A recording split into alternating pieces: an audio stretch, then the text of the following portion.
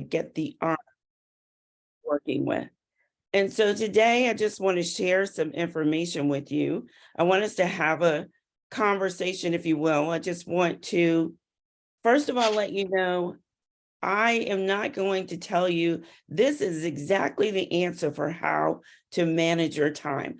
I'm just going to share my experience, share the things that I have learned, but to let you know, I'm still learning. I'm still trying to figure it out. There's never a day where I feel like, oh, that was perfect.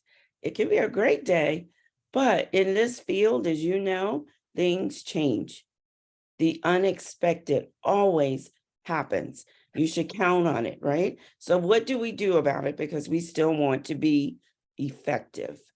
All right, so let's get into the presentation.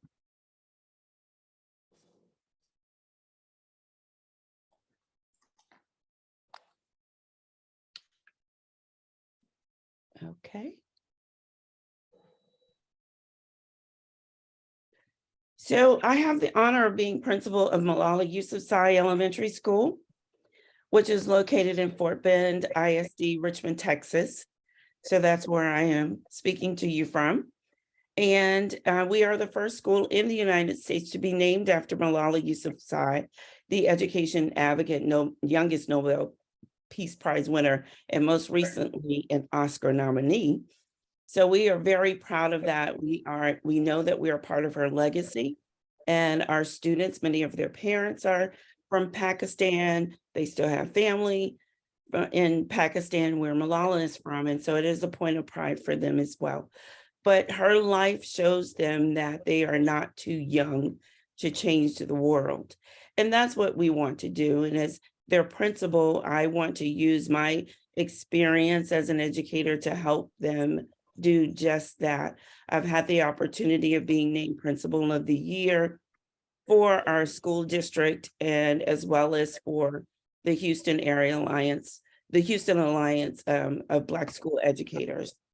And so I'm going to be talking to you today about time management. And so let's define it. Let's just get a collective understanding of what that is.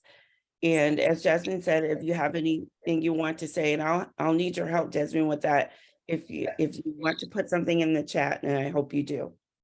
So we're going to operate from this basic definition: the analysis of how working hours are spent and the prioritization of tasks in order to maximize personal efficiency in the workplace. So I want to pull out a couple of words: analysis, prioritization, and then maximize. So let's just hold on to those words as we go through this conversation. So why does it matter? Let's start there. Why does it matter that we are effective time managers, or we put great effort, significant effort towards that? Why does it matter? So just two images here.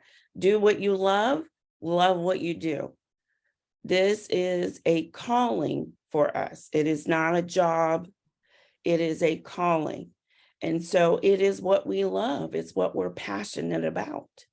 And so in that passion, we want to be effective. We want to feel that our time is well spent because of who we impact. We impact children. We impact other educators. We impact one another. And we want that impact to be powerful and to add value, not be a deficit or a barrier to someone else's effectiveness. So that's a part of our why as educators, but we also have personal whys. And I want you, as I'm talking right now, to start thinking of someone who personally inspires you. They are a part of your why. It could be a previous teacher that you had yourself. It could be a teacher your child had. It could be someone you're working with now. It could be a loved one. You see an image here of my grandson, Miles, and he is a part of my why now. My children, when they were in school, they were a part of why I wanted to be a better educator. And now Miles has taken that position, And he is why I want to continue striving to be the best educator and to lead great educators in a way that makes the world better for him. He's 2 now, but when he goes to school, I want things to be better. So what I want you to do is to put into the chat, you don't have to put their full name, but let's just honor the people who have given their time and their love to us, and they're a part of our why. Just put their name in the chat. And it just puts their name in the atmosphere. And later on, if you'd like to text them and let them know, I'm thinking of you and I just want to say thank you, that's fine too. But right now, let's just flood the chat with the names of our why.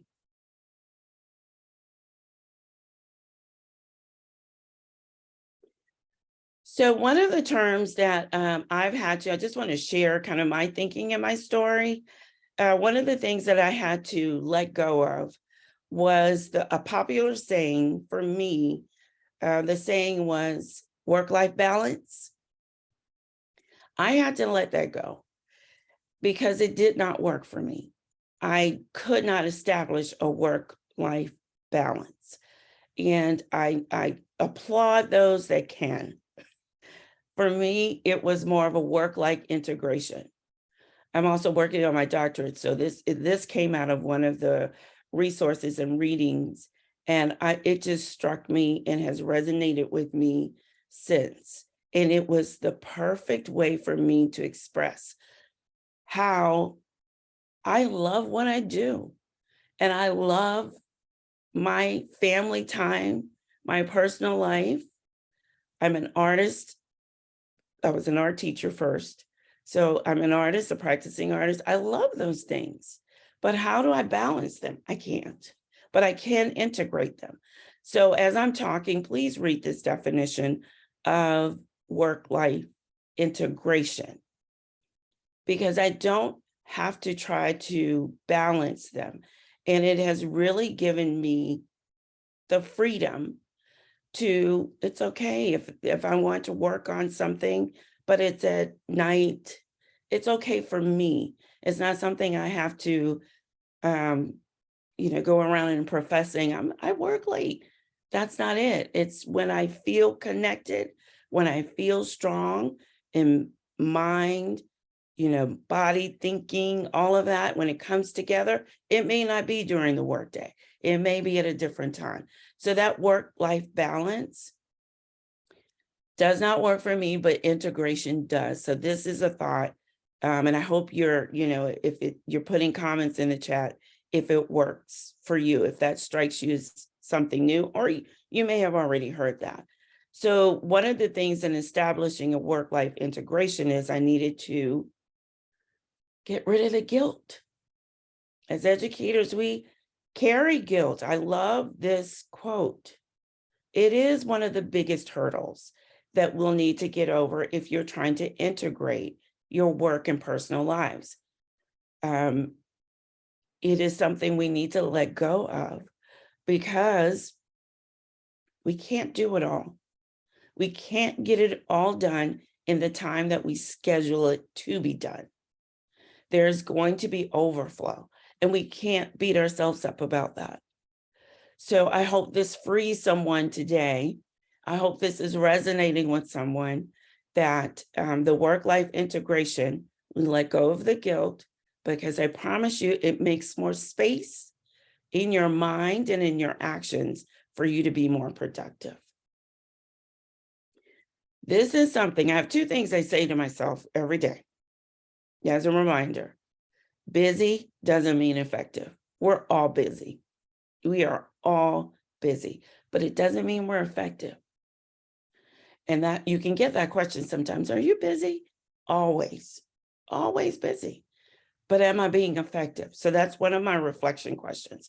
And then the other is, what have you done for student achievement today? Because I can be so busy as a leader. Did I impact children in their learning? Because that's my main purpose. And we need to keep the main thing the main thing. I wanted to share a resource, and I mentioned this before in some of our T4 chats and made some comments about this particular Resource, this book, Leverage Leadership. So they have a new version now, Leverage Leadership 2.0. And I hope that you read it. I hope that you check it out, because I think I have been a principal for about 3 years, maybe. And this is my 15th year as a principal. So in year 3, I read this book and it changed my leadership. But in terms of scheduling, it had the most impact on me because I was a young principal trying to do it all and just staying late, busy, but not as effective as I wanted to be. So with this book, it gave me some information on scheduling that I adapted to my schedule, and I want to share with you.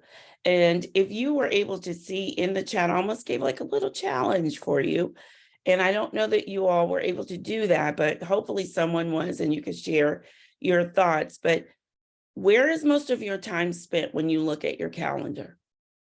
I asked you and I showed you how I color code my calendar to show this is a meeting, this is a meeting with parents, this is an on-campus meeting, in the school meeting, or this is a district meeting, or this is climate and culture I'm monitoring. We're going to get into all of those codes in a minute, but it's what I use. You can use your own, but I'm suggesting it for you because it really does show you when you look at your calendar at the end of the week.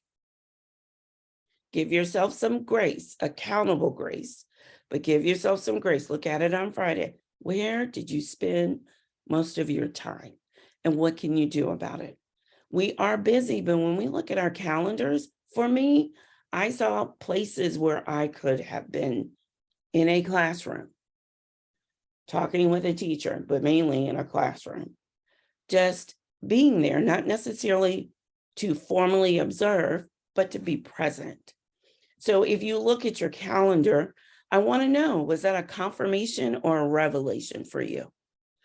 Did you find you had more open spaces than you thought? Because we know we're busy, but are we effective?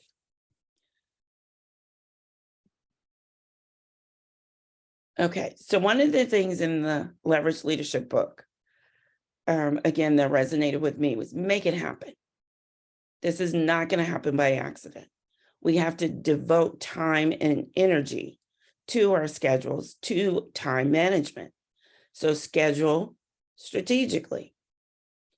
So in making it happen, I sat down and I used some of the color codes.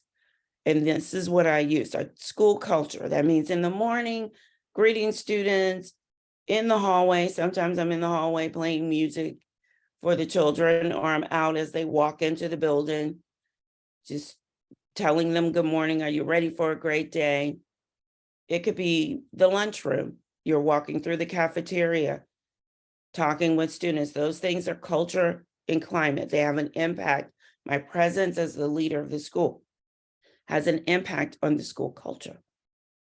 So where do those times show up? In the morning, the afternoon, car rider duty, we have that, putting children in cars, just any opportunity just to be present and visible.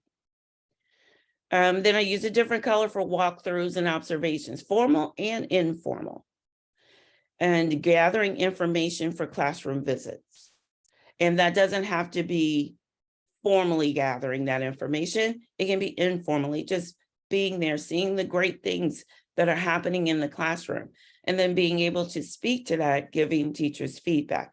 We have a large school, as I said, we have over 1,000 students. So every classroom, every day is challenging. So sometimes I have to pick a grade level or just pick a certain group of teachers, but just trying to be strategic about being present. So anytime I'm going to a classroom or I know I want to go to a particular grade level, I put that in my schedule. School meetings, if I'm on campus in the school having a meeting, I put it in my calendar. If it's an impromptu meeting, it just popped up, I will still go back and put it in my calendar because I'm trying to schedule strategically. District meetings, I put those in red so I don't forget them. They're very important and I need to be where I'm supposed to be. And so I use those for red or anything that really needs to grab my attention, as it is mandatory. All right, we're getting into the office work, which this is a part of where you want to remove the guilt.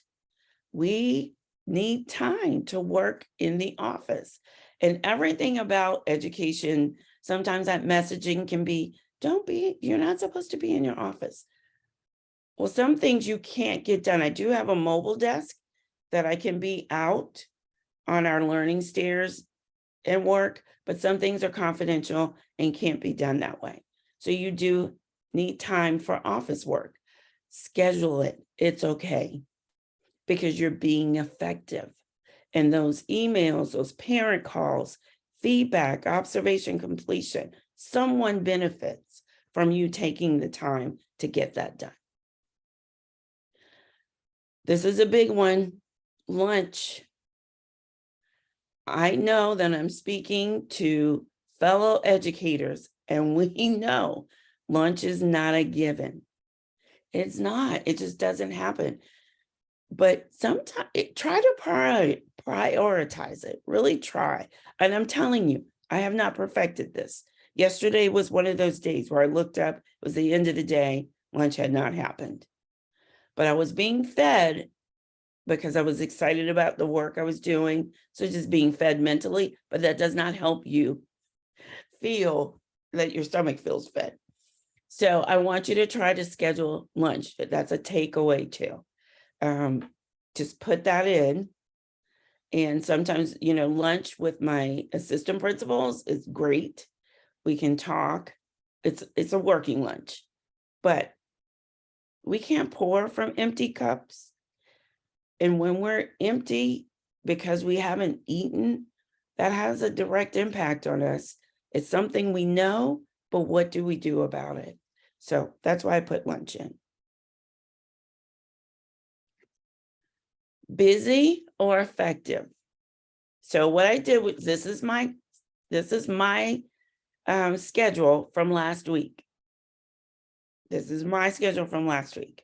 And I just color coded it and covered the things because confidentiality, but I wanted you to see what my schedule looked like last week. You can see along the side where I have my codes, the culture, observation, school meetings, admin meetings, office work, and lunch. You can see lunch only happened twice for the blue, but you can see where my time was spent. So in my reflection, I think about, where did I spend most of my time? Is that where I wanted to spend most of my time? How did that happen? Is it okay? I'm evaluating my own actions and my own decisions about where my time is spent. And was it strategic? What do I need to improve on? Or was this is realistic? This is exactly what happened. So I'm looking at this, but you know what stands out for me? The white spaces. They stand out for me because I'm thinking, how did that happen? Surely I was busy. How did that happen? And what could I have been doing? So that's what I take into the next week. What else can I put in here? Not so that there's no time for breathing. I need time. Sometimes you need a moment, but I think I could increase the observations, the visits, the presence in the building. I could have increased that last week. So I'm just being very transparent with you. Does anyone have a comment about this so far? I just want to stop and let's just take a minute. Does anyone have a comment about this so far, or something that you learned from your schedule? If we could have a couple of people, maybe 2 people, unmute and share, that would be great.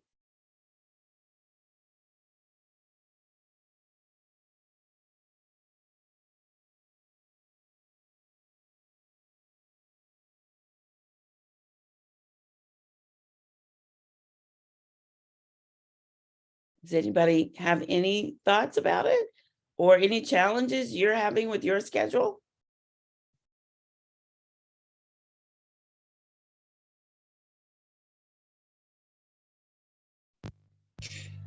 Yeah, thank you so much for sharing. My name is Daniel. So I'm really excited that we're, talking about this today, and it's something that Kirsten and I have talked about, time and again. And what I just wanted to just add is, most times when we get so busy, like you said, it's not necessarily true that we're being effective. And then at the end of the day, you would discover that, when your schedule is so congested, that from what you just shared now, those areas where you had like some quick 20 minutes, some quick 30 minutes that you would have used to do maybe something else, maybe something more personal, you would discover that there are times that if you're not very intentional about those quick 20 minutes, quick 30 minutes here and there, you will not be able to do anything personal. So you get so consumed with work that at the end of the day, when you're taking stock of your day, you would discover that there were lots of few hours, few minutes that went on, that you would have used to do something personal, more productive, that slipped away without your knowledge. So I think if we're more intentional about those quick 20 minutes, 30 minutes, 40 minutes that we have in between work, it would really be very good so we can do something more personal, just so that we don't get so overwhelmed with work. And then it can lead to exhaustion. And then when you're exhausted, mistakes are bound to happen and lots of other things, your health is affected and lots of other stuff that you may not be comfortable with. So I just thought of sharing that. So. Thank you, Daniel. You hit on some excellent points. That's exactly right. When you are intentional and when you are strategic, you can see the times where you could just take a breath because your mind is racing. People are asking you to make decisions. Think about the number of decisions we make in a day. And you may find the time, sometimes it's just sitting out in the building, sitting in a space. But you're exactly right. You don't want to work past exhaustion. And this really helps with that. This really does help by tracking what you're doing and looking at it through this lens. Alejandra, you had your hand up.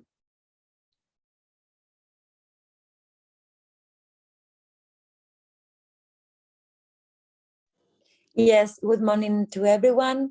I am Alejandra from Argentina, and I would like to add, as Daniel, that same happened to me. I discovered when I arrived home that in many days that I could do very few things that I had on the schedule. And all day I try to say, well, tomorrow I will try to organize better. But the problem is that, I don't know in the rest of the world, but in Argentina, we have to solve problems that appear all the time at school with parents, with teachers, with students. And it's really very important to solve the problem, because if you don't assist the teacher or assist the student or assist the parent, you have a big problem, really. So I can get the balance between the organize my schedule and try to do what the schedule say, and the other part that if I don't answer, I really have a big problem, a worse problem. And it's something that year by year I like to improve, day by day, weekly, and I can get the way to solve that problem. Thank you very much. Thank you. Thank you for your comments. You're exactly right. Again, another good point, because we are problem solvers and we are fixers. And people come to us and they need problems solved and it's immediate. Sometimes the needs are immediate. And then it totally takes us off track for what we have scheduled. And what do we do about that? We have to come back to the schedule. Sometimes I'll come back to my calendar. Maybe I was supposed to go and observe. I really try to protect those, or maybe it was just informal. Then I move it to a different day because I'm also writing in my box who I wanted to go to, because then it helps me to look, oh, I went to first grade, but I didn't make it to fourth. And now it's Thursday. So let me put them in. Just kind of making sure that I'm all around the building as I can be. So some of those things, when they come up, we can't tell someone, I can't talk to you and solve this emergency you're having because I'm on my schedule. They become a part of the schedule. And then we have to just reschedule things around those moments. As you have to be ready, always ready, and plan for the unplanned. When you're looking at your schedule, what if it doesn't happen? What are we going to do about it? Let go of the guilt because we're trying as best we can. And then we go in and see, okay, I'm going to move this. I'm going to move this. Or I'm going to try to eat. Just something simple as that, because that's going to feed my brain, feed my mind. It's something that sounds simple, but you understand as educators, it just doesn't happen all the time. Thank you for those two comments. Busy or effective. So I'm looking at where I can be more effective, which will help others. But as Daniel said, I don't want to work to exhaustion. Some of that, it's okay for it to stay white, unscheduled.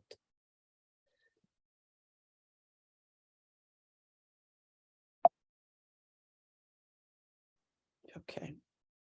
All right. So let's just take a look at this one. Defining time management. Remember this definition, and we pulled out some words. I just wanted to kind of talk about the effective time management benefits in light of the words that you see highlighted there. In being strategic about our schedules, what are the benefits about time management? And again, not solving it, because I don't know, I haven't reached that point. I have not, but I am dedicated to trying and being intentional about trying, giving it significant effort.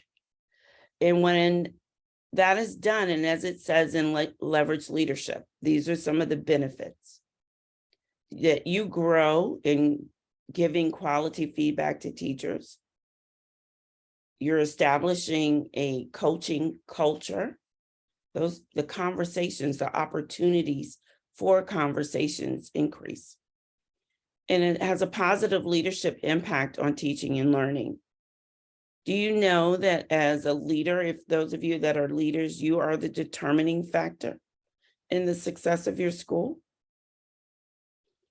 I heard that once at a conference from a presenter, Principal Kafele, and he talked about that we are the determining factor. The teacher's the determining factor in the classroom. So positive leadership, if I'm feeling that my schedule, yes, it is helping to control my day, but in the best way. I'm feeling a sense of accomplishment. I'm feeling that I'm more than busy, that I'm effective. That's going to have an outcome that others will benefit from, because I'm using my position to make theirs better. Because at the end of the day, the main thing, children and their success, their academic success, their social and emotional well-being. And that takes time. It takes our time and our commitment. And someone was able to do that for us. and we put their names in the chat, they either did that for us or it's the reason we're doing it. They gave us time. They managed their time to be there for us, have conversations with us, and we want to do the same thing. So I'm hoping that that is some of what you're getting from today's presentation.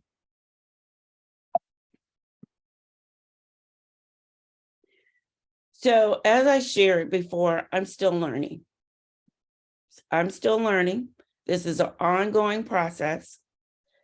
Ongoing. Some days it feels great. Some days it feels, oh my, nothing I planned took place, but some great things happened, but it just wasn't what I had on my schedule. So I'll go back to it.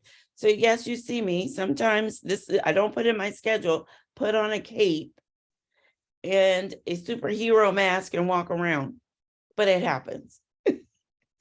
So, but that's a part of the culture and climate. So if I have to do anything, I'll go back and put it in pink on the schedule.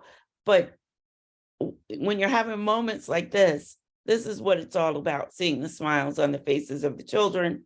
I always tell them, yes, I am a superhero. You just don't get to see my cape every day. But this is what I'm still learning. There is time. There's time. There really is time. And I hope you can hear that you will go back and look at your schedules. You'll go back and look at your day with that understanding. There's time. It's all in how we manage it. We're not going to get extra time in a day. We all know that. But for me, balancing it was too challenging. Integrating it has given me the freedom that I needed. Identify your distractions and your distractors. Sometimes, if I engage in this conversation, it is going to take me in other places that I don't have the time right now. And it's okay to say, can I come back to you? Because I want to listen. And I want to be able to offer something to the conversation. And I know I can't do that right now. It's okay. Distractors, distractions. There are things I love to do in the building. Walk around with the cape on, have the music. I love those things. But they can be a distraction if I'm avoiding something else. And it's not intentional. It's just what happens. It's what occurs. Leaders, as I said, are the determining factor. And every day is a new opportunity to make it happen. If it doesn't happen today for me, and after this presentation, I'm going to get in my car and go to work. And I know what my schedule is, and it's pretty busy. But it may not happen. But today's another opportunity from yesterday to make it happen. So I'm going to try it today. I'll let you know how it goes. And then I mentioned accountable grace. This is a term that I created during the height of the pandemic, and then sort of after, as we started to come back to what some people say is normalcy, but I don't think we'll ever return to normalcy post-pandemic. But grace, give grace, give grace, give grace. We need grace. Can I have grace? Yes. But there's accountable grace. Someone pays the price. And that accountability does not go away while we're giving grace. So accountable grace is real. Give yourself grace for not accomplishing what you wanted in a particular day, but hold yourself accountable for making it happen. Because we have an impact on others. Teaching and learning is impacted by our schedules. And it's not going to be a perfect process, but it is one that we want to add value to.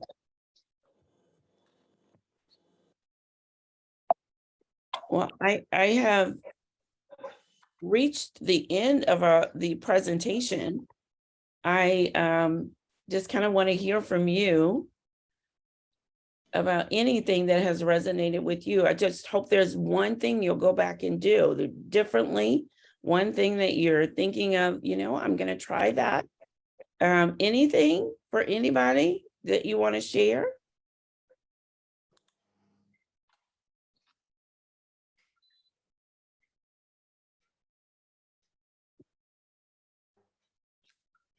Does anybody already color code their schedules, their calendars?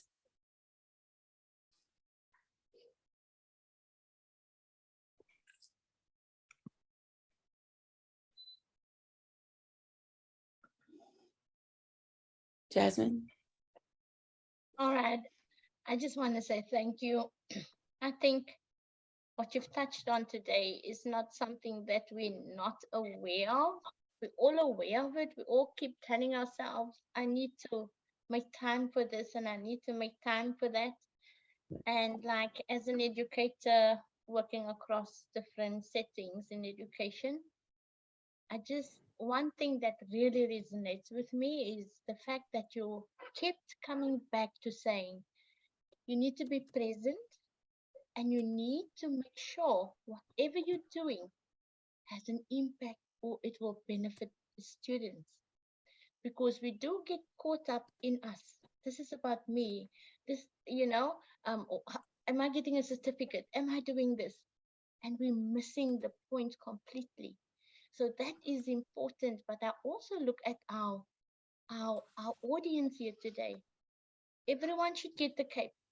I'm so fortunate to know them one-on-one. But like everyone should get a cape. Yes. And feel proud of themselves. And I think the things you've mentioned was the impromptu thing that really stood out to me. I have a question for you on that. How do you prioritize when it comes to impromptu? Do you make the decision this is not as important? I can put the person on for maybe later this afternoon. If you just want to give us some feedback on that.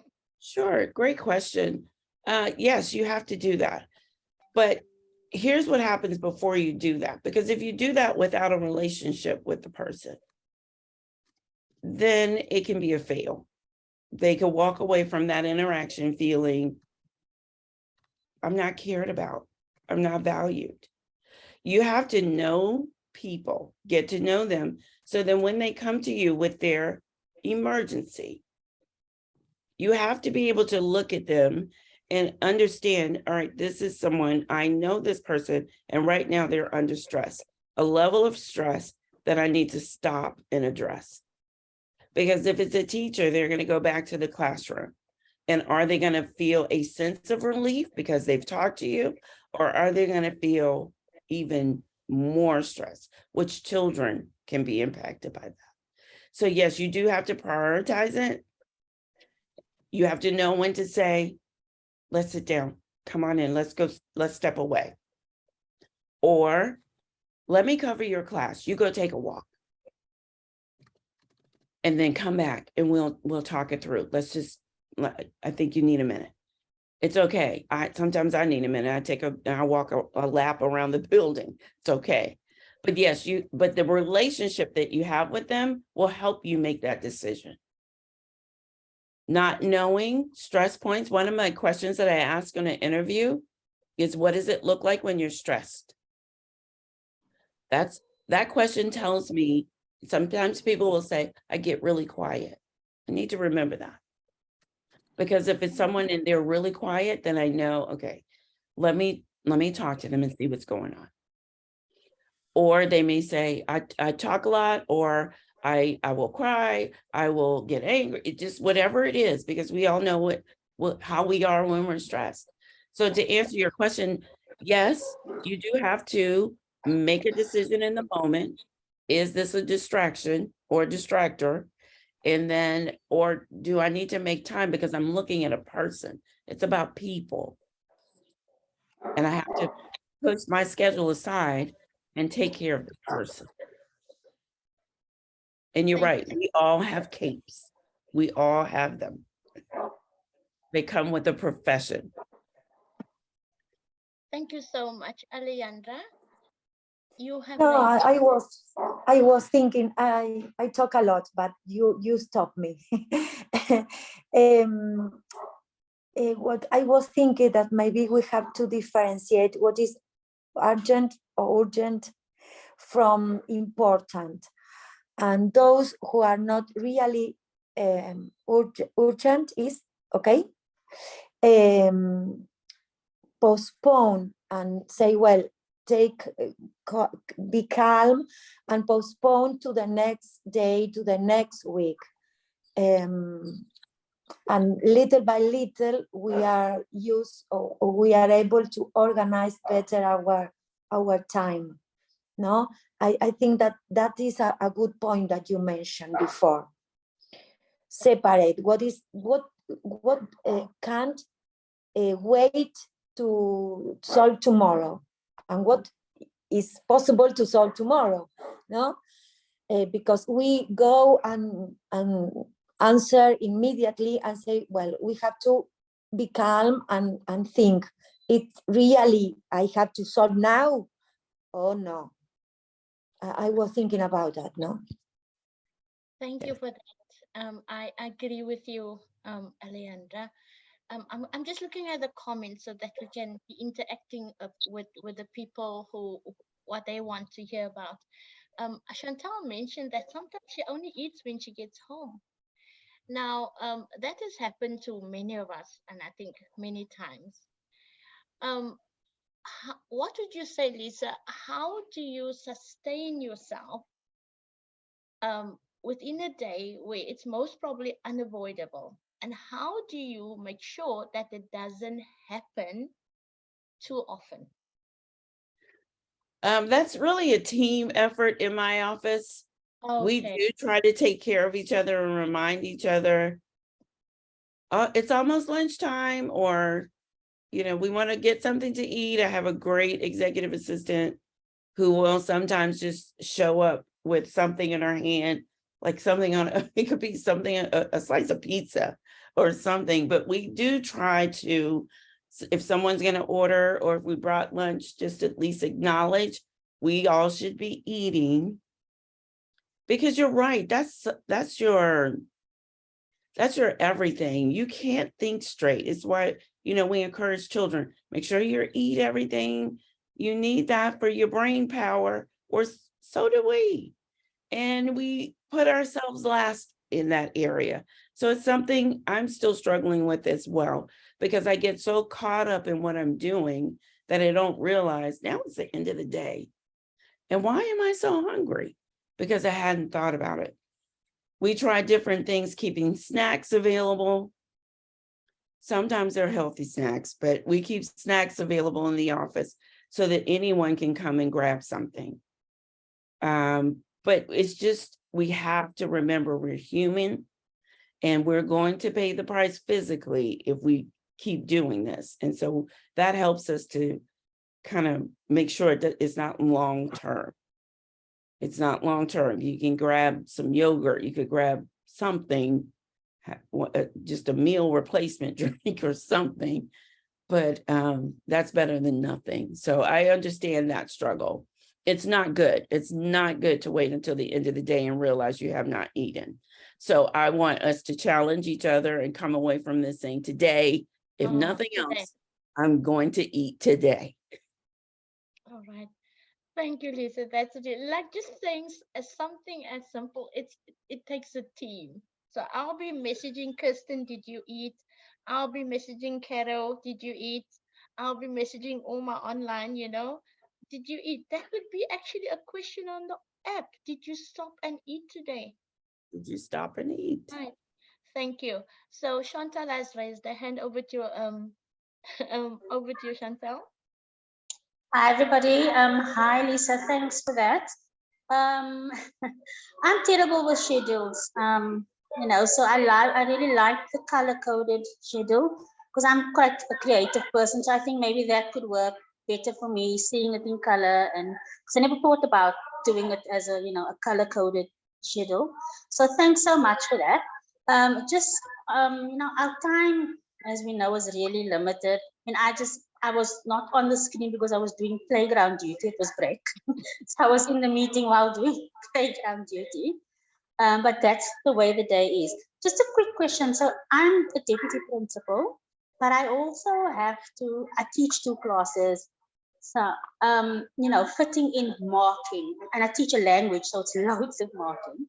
I teach English. So, I mean, today alone, I've had to deal with 2 teachers, but I scheduled to take time to mark because I don't want to do it when I get home. And so I often find myself having to work till all hours of the morning because I couldn't get it done at school and there's due dates. And, so how do you fit in everything when you have to manage, but you also have to teach and you have to mark and you have to do all these other things? Thanks. Well, thank you. Thank you for the question. It really goes back to the integration and not trying to find the balance for me. I had to let that go and get the integration. So, and we've talked about this. So what becomes a priority when you look at what wasn't completed, what is most immediate in that, and then schedule that in the following day. I will give you just another little tip that I do to add to this scheduling. And some of you may be familiar with the system, and I won't go into it in detail, but please look it up. It's called the Bullet Journal, Bullet Journal, B-U-L-L-E-T Journal. And if you look that up, and they even make journals for it, but it's one way that if someone walked into my office, because this is a part of my scheduling, and I think we talked about it too, like things coming up. Suddenly, Alejandra talked about that, things coming up and what, the plan for the unplanned. So I started keeping that journal, and you may have some type of task list. It's that same type of thing, but it also gives you an opportunity to create some codes for if this did not happen today, I put it on tomorrow.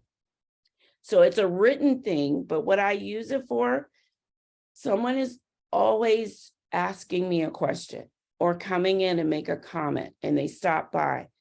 But when that happens, one after the other, after the other, after the other, I'm telling you, by the 5th person, I can't remember what the first person said. So I write it down. If you come in my office, I'm writing it down. If I see you in the hall, I have that journal, I'm writing it down because I know, or I put it in my phone until I can get back to my journal. Because I know I'm not going to remember that. We're having casual conversations, but there might need to be a follow-up.